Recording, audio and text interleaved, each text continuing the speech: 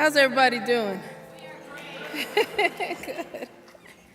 Well, I'm honored to be invited to be here today. The work of Planned Parenthood has been important in my life, the lives of folks and communities that I serve, and nationally, one of the critical things of a legacy organization is that you stand strong. And Planned Parenthood has done that. And I hope Planned Parenthood will continue to do that. This country is a country where we go up and down. Sometimes we care about each other, sometimes we don't. Ain't that the truth? And it's critical that legacy organizations serve as anchors in that storm, that up and down movement. That we say, no matter what's happening politically, we all just gonna keep caring about each other. How about that?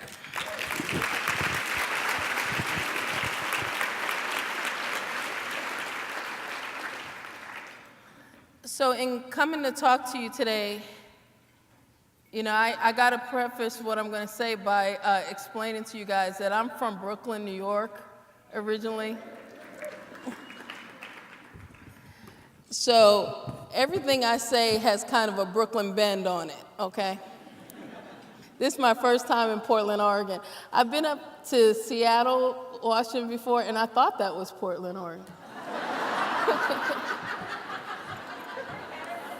Now, y'all can take that any way you want to, but it's kind of like when people come to New York and they think they're in New Jersey, and vice versa.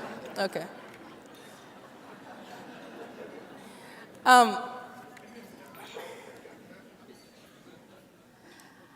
One of the things in my life that has driven me towards this career,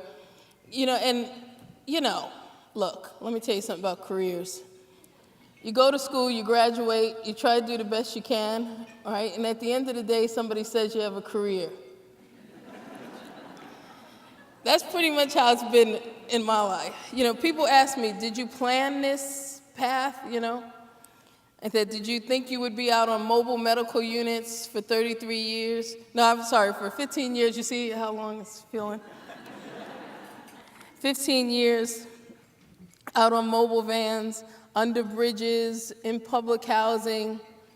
Did you think of all that when you went to medical school?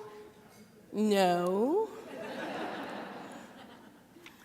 Did you think you would, take all your savings and retirement and resign from two of the major academic institutions in this country and decide to risk your children's future opening a wellness center on the poorest side of Washington, D.C.? No.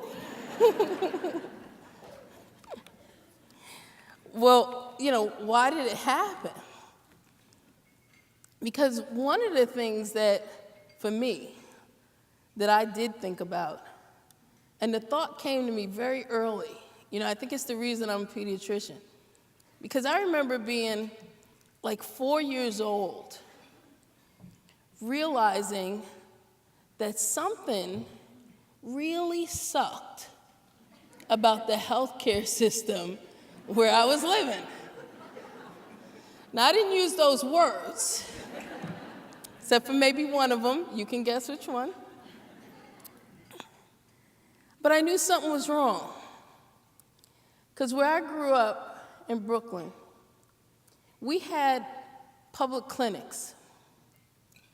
We were poor, we were on Medicaid, we got welfare. Back then it was welfare. Today it's temporary assistance to needy families, because as we shrink the benefit, we lengthen the name so nobody will notice. Did you notice that about our federal government?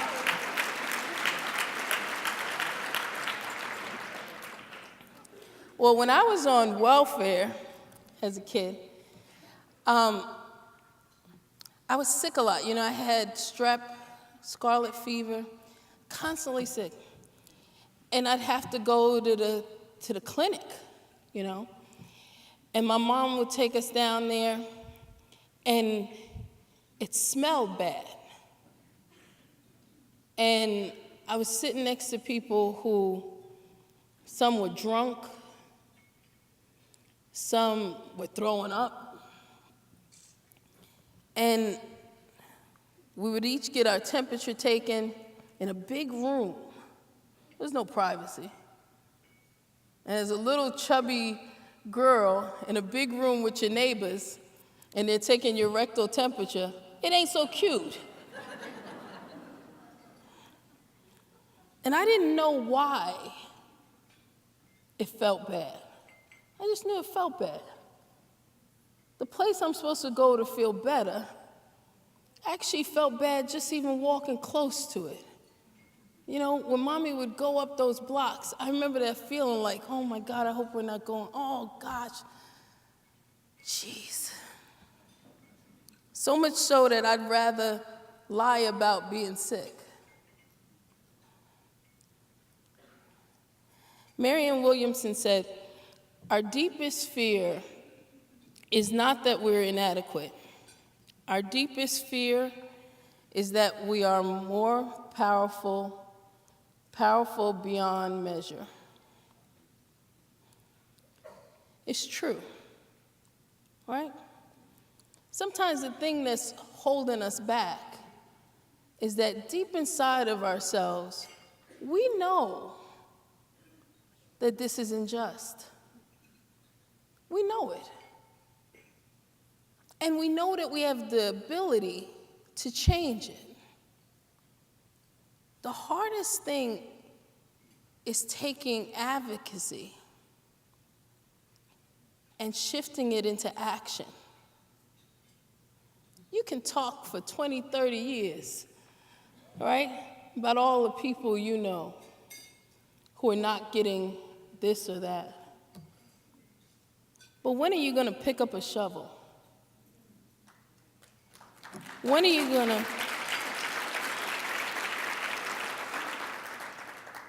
going to decide that actually you're the one who can do something? You know, for me, it almost, it evolved overnight. You know, my mom was a single mom.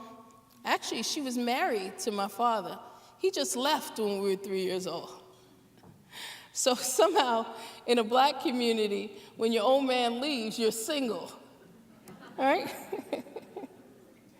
So she was a single mom. She raised the three of us on welfare. And my mom, at the time, worked 3 jobs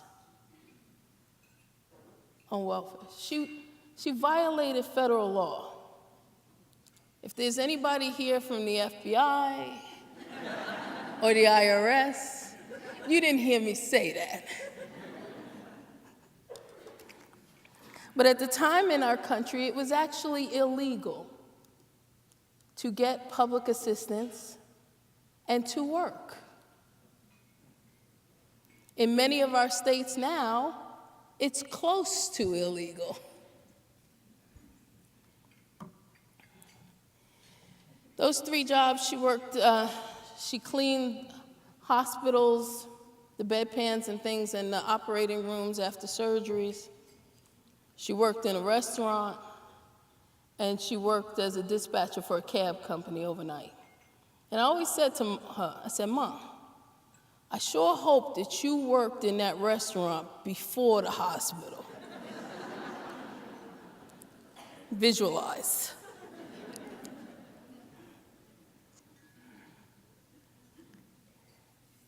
I get moved by other people's experiences in life.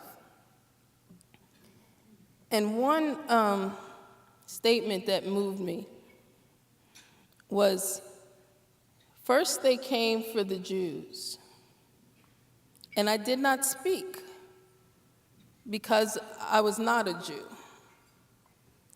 And then they came for the communists, and I did not speak because I was not a communist.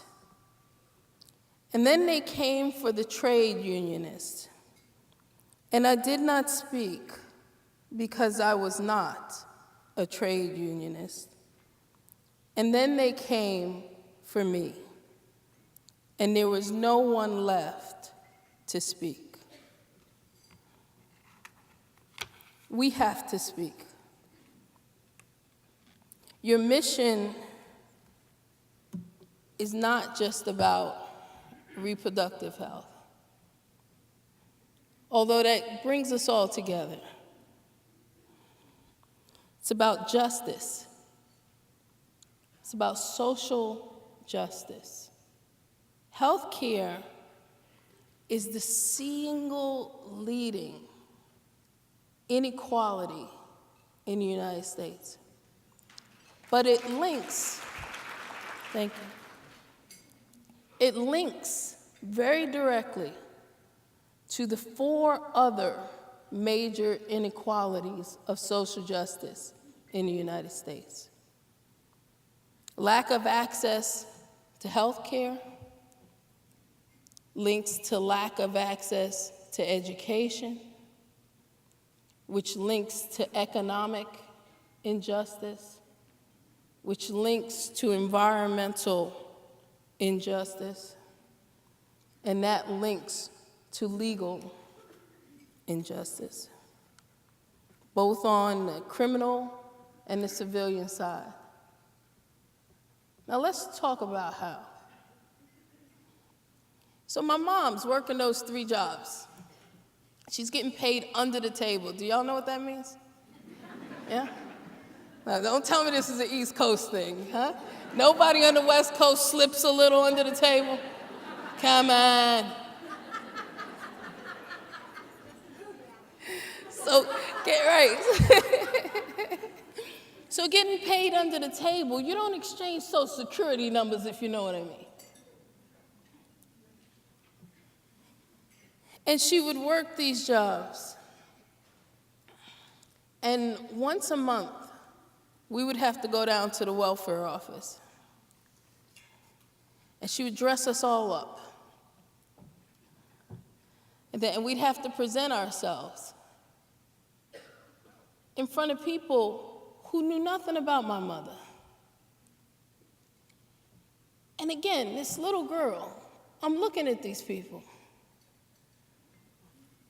My mother raised us in a brownstone in Brooklyn.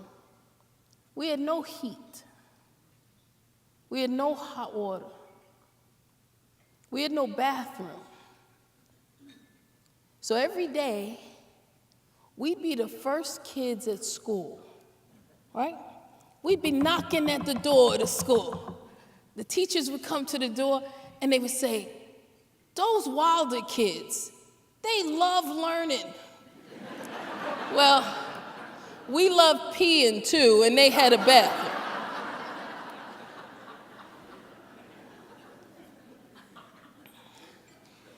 And we would sleep at night in front of the stove. My mother would come home between the jobs and change the pot of water that was boiling on the stove.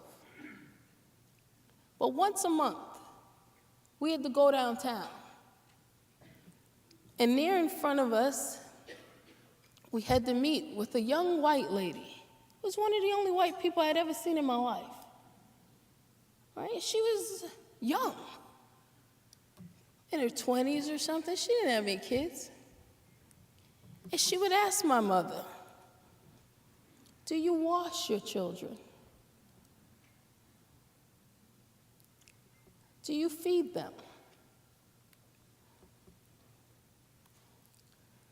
What kind of discipline do you use?" Let me tell you about caring about your children. And I would sit there and listen. And I'm thinking to myself, I remember I'm a kid, I want to knock you off your chair. Nobody talks to my mother that way. But my mother had taught us not to say anything.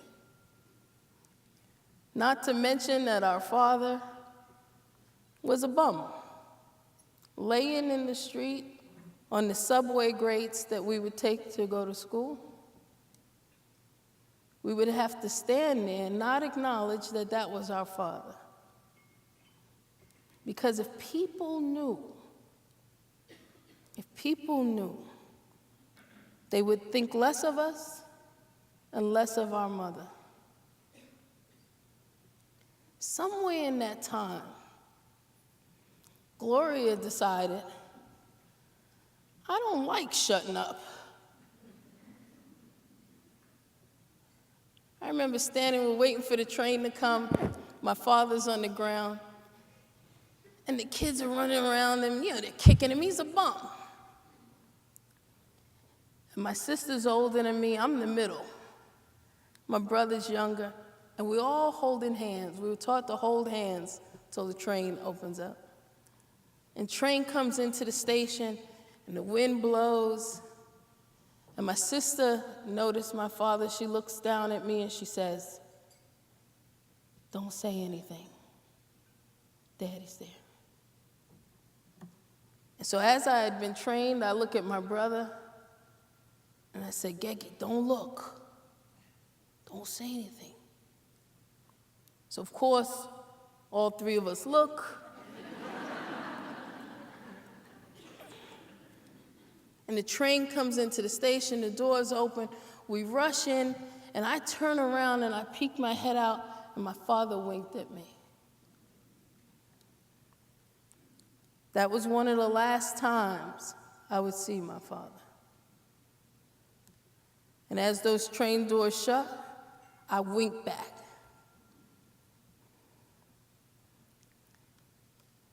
Justice comes.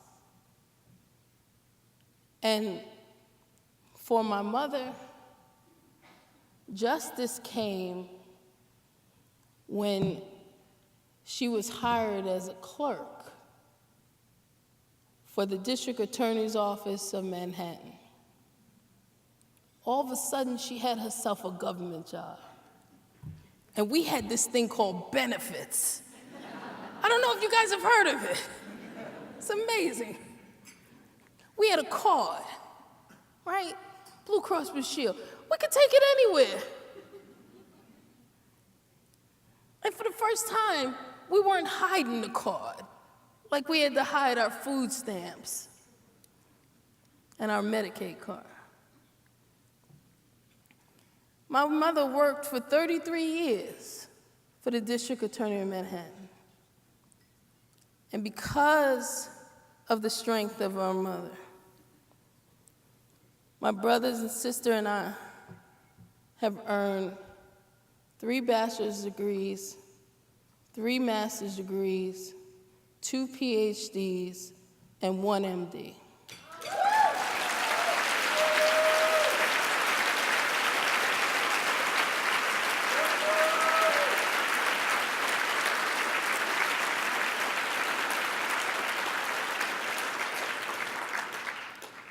I'm going to tell my mother you clapped, okay?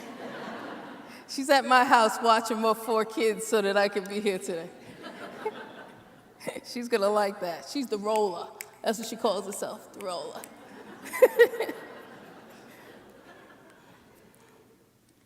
Justice comes,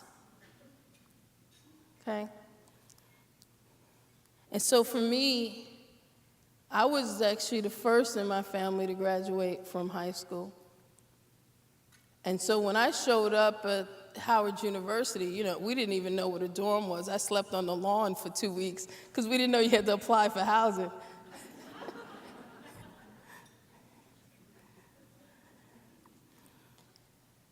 With all of you right now, you're here for a reason.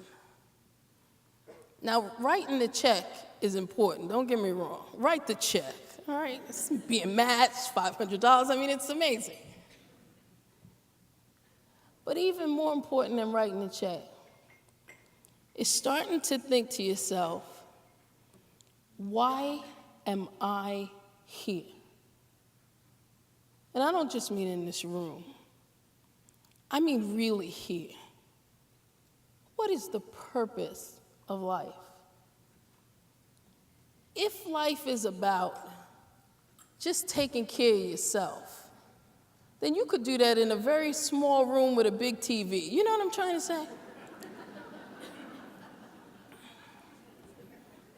I think it's about more than that.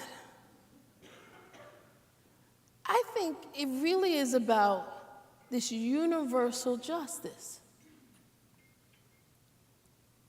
Saying that everybody deserves some things as just a basic right of being alive. You deserve not to suffer in pain when we have pain medication. We have a nation where children die of asthma when we have some of the best medications on the market. We can't get it to them. We have kids in this country who don't get vaccines because we can't prove how they got here. Are we kidding? Are we really in a country where people want to take away the right to decide when you get pregnant? I ain't cool with that. Mother of four, I'm not cool with that.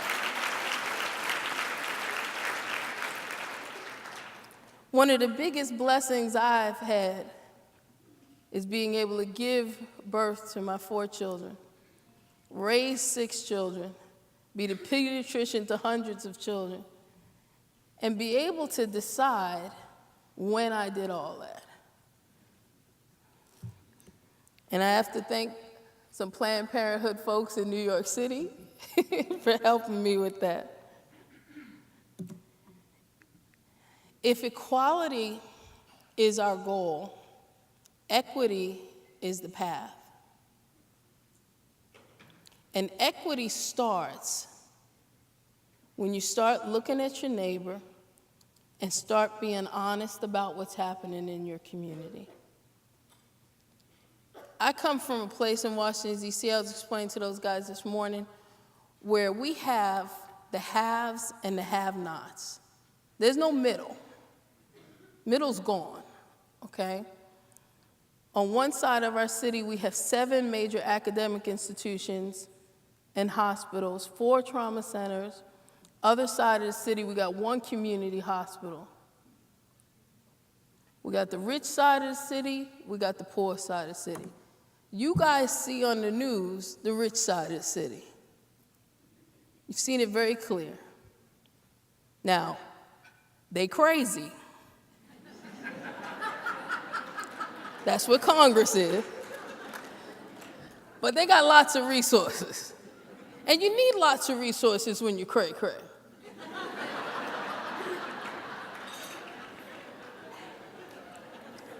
And this is not to offend anybody with mental illness. My family has lots of mental illness, for real.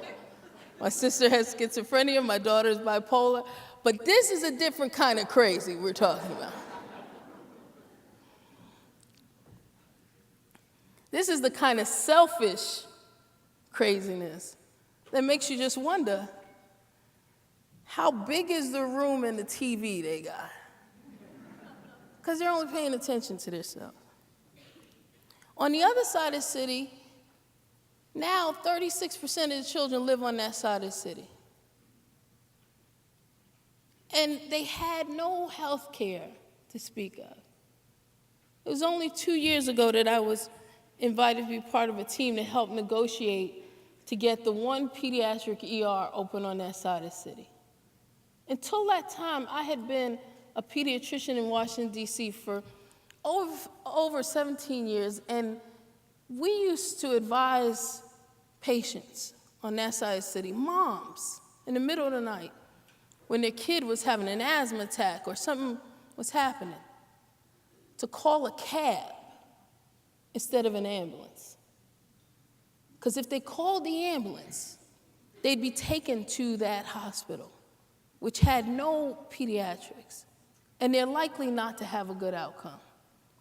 If they called a cab and got halfway across the bridge, they then can call an ambulance and get taken to a quality health. That's the nation's capital. You paid for it. So did I.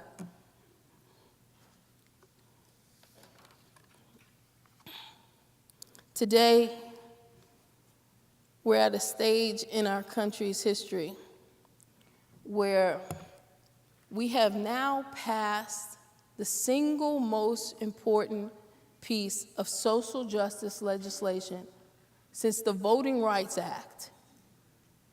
And people are moaning because the website didn't work. Are you kidding me?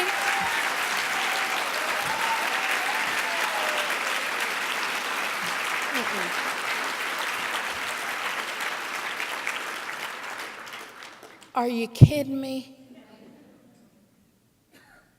Like, for real. Finally, as a nation, we said, I care enough about you that if you drop right now, I got you. We said that as a nation. And yet, we're about to let this thing fall apart because the technology failed? Are you kidding me? I don't know about y'all, but I ain't letting this go down. I'm not letting this go down.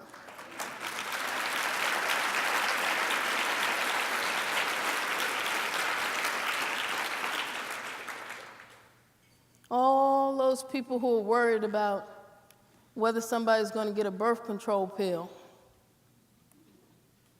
because you don't believe in that pill. I got 3 words. Get over it. Move forward. Mind your business. Let people live. Are you kidding me? I'm not going to Alaska to see what Sarah's swallowing this morning with her pills. Stop coming to my house.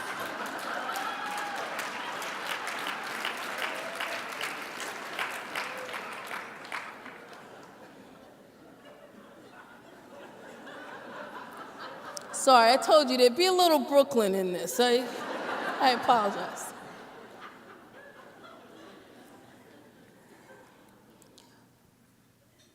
When it comes to all of us who, we pretend to get it, you know what I mean? But we can be just as cray-cray. Because sometimes what's happening is we want everybody to drink the Kool-Aid. You're not inviting enough people to the table. There's not enough diversity of opinion, right? In a lot of organizations, diversity of opinion means they agree with me. They look like me, I'm comfortable, and they agree with me. And if they don't look like me, I can convince them to agree with me. You guys, we have to be true to what we're saying to this country. If we don't diversify our organizations, how do we ever expect anybody else to respect other people's opinions? We've got to look at these issues. Everybody in this room, please pay attention. I'm an entrepreneur. I own 2 large wellness centers. But I pay a living wage. A living wage. You ever heard of it?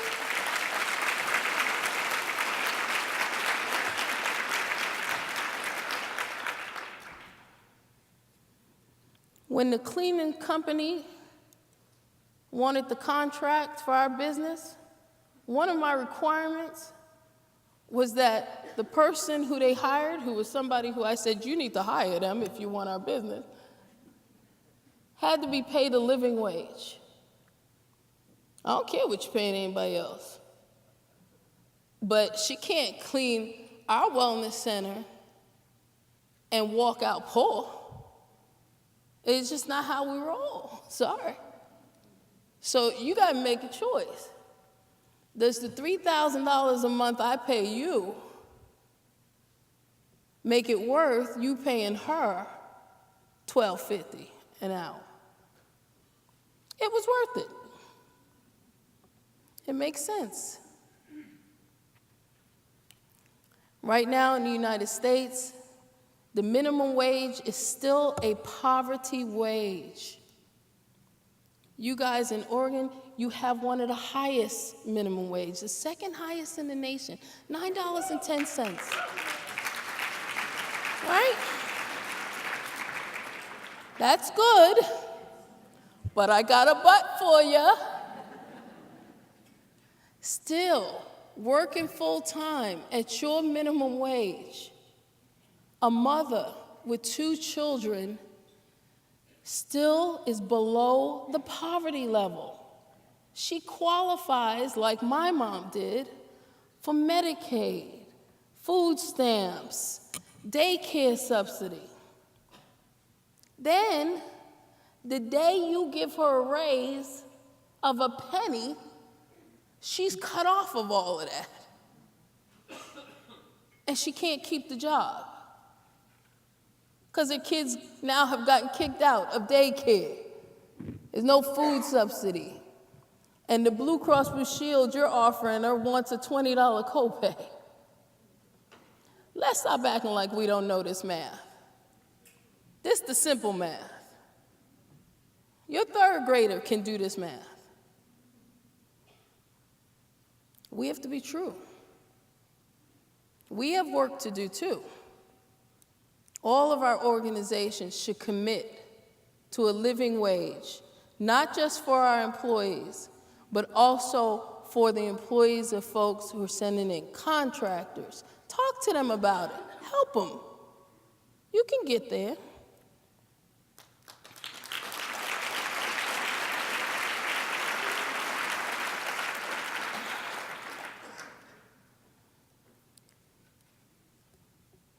Education. We've got a partner. Healthcare and education are like peanut butter and jelly. You know, it just tastes good together. It just works. Nobody knows why. It just works. And it's not just about us raising money in silos.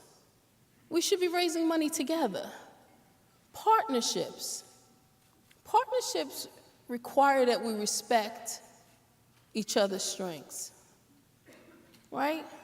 So not just collaboration, but let's think business. Healthcare is a huge business in this country. And a lot of the inefficiencies come by people who are trying to do the right thing, but don't want to be held accountable. We have to raise our hand and say, I'll be held accountable. Hey, could you show me how to double down on this? Like if I partner with the education guys and we take that money and pool it, what could we do in that community? Accountability matters. Because over the next 2 years, there's going to be that group of people again. Who are those people? They drink all the tea. I forget their names.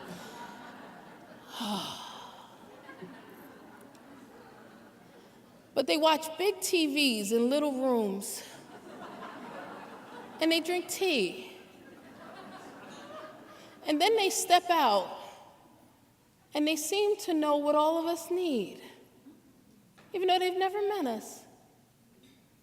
I think this time when they open the doors, they should be welcomed by us, saying, this is who we are, this is what we need, and you're invited to the party, but we're serving coffee and tea.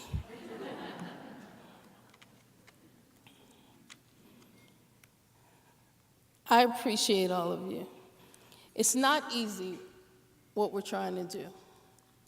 It's not easy to advocate for people who are unpopular. People like my father. people like me, my mother. We're not the popular people in town. We don't have a lot of resources. We can't go to fancy events. The kids I serve in Washington, D.C., these are the sweetest kids in the world. They're just as sweet as the kids up in the Appalachian Mountains or in West Virginia, who look nothing like the kids I serve. People think in this country that poverty is colored black, or poverty has a Spanish accent.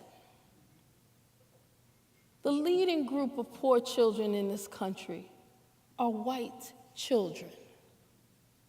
Why have we ignored these children? In the Appalachians, in the Black Belt counties of Alabama,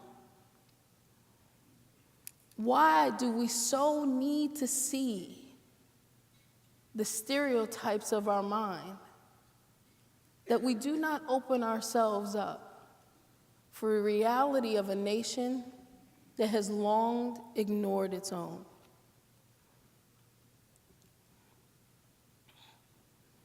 I'm going to keep talking.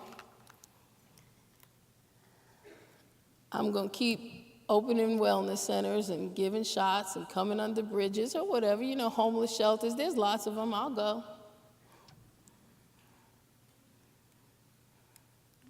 And over the next couple of years, I expect that it's going to get challenging. But at the end of it, we would have elected the first female president of the United States.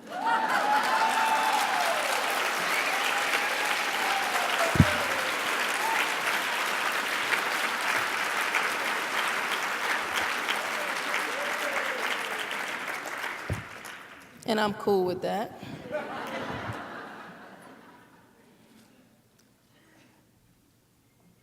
About these people who drink all the tea. John Lewis said, when talking about what happened when he, Martin Luther King Jr., all of them were trying to do this march in Selma, what was the environment that created that? He said, George Wallace never threw a bomb. He never fired a gun, but he created a climate and conditions that encouraged vicious attacks against innocent Americans. Because of this atmosphere of hate, 4 little girls were killed on Sunday morning when a church was bombed in Birmingham. They are playing with fire, and if they are not careful, that fire will consume us all. We are back in the fire. But the difference now is that we're going to take them hoses and turn it in the other direction. We're about to put this fire out. We're going to talk to each other, and we're going to say, I ain't got no problem with you. You got a problem with me? No, I ain't got no problem with you. All right, come on. Let's go get some birth control.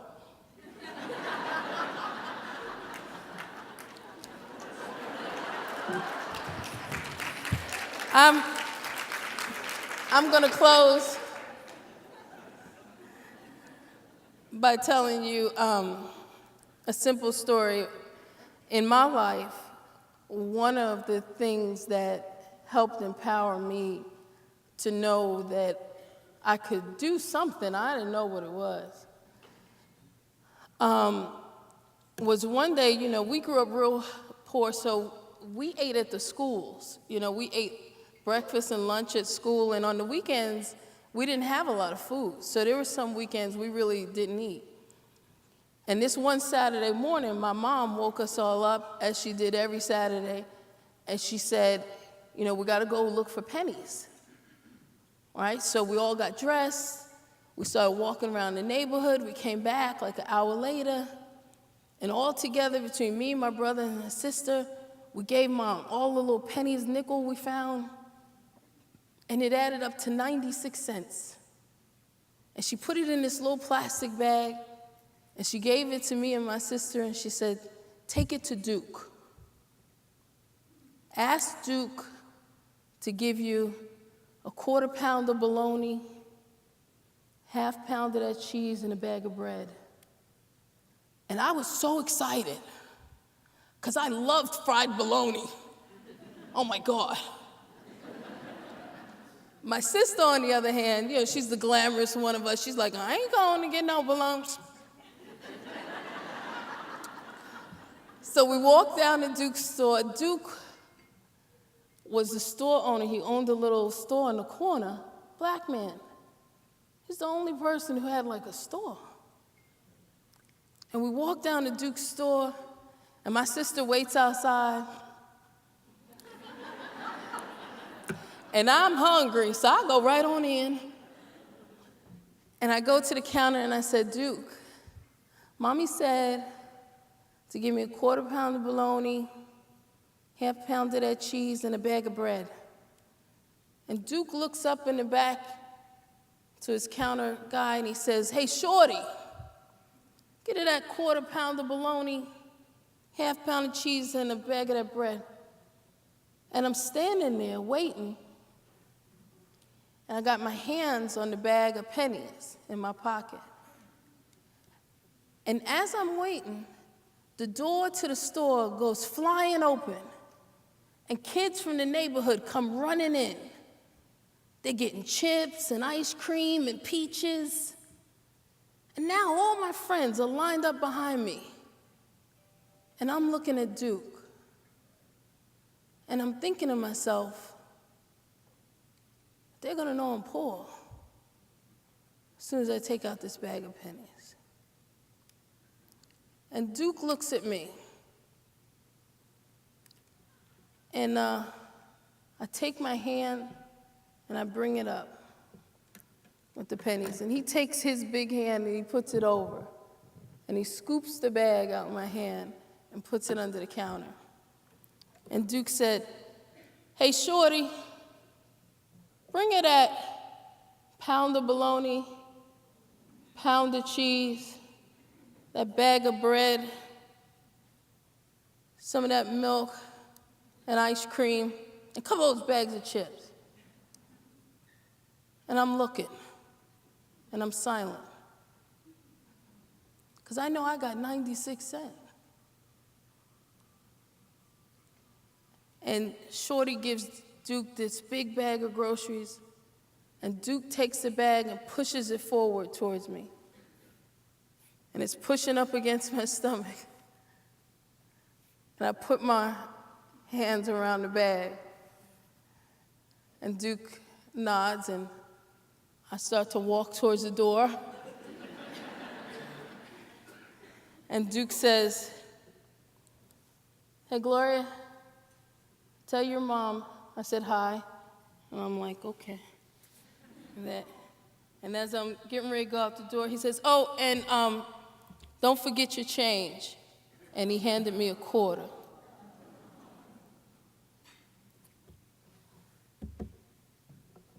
Well, what Duke did in that moment was give me back my dignity. Duke didn't care that I had nothing to offer in return. My pledge for all of us is that we can be a Duke in the life of a child in this country. When you start to care, you change the world. God bless you. Be strong and peace.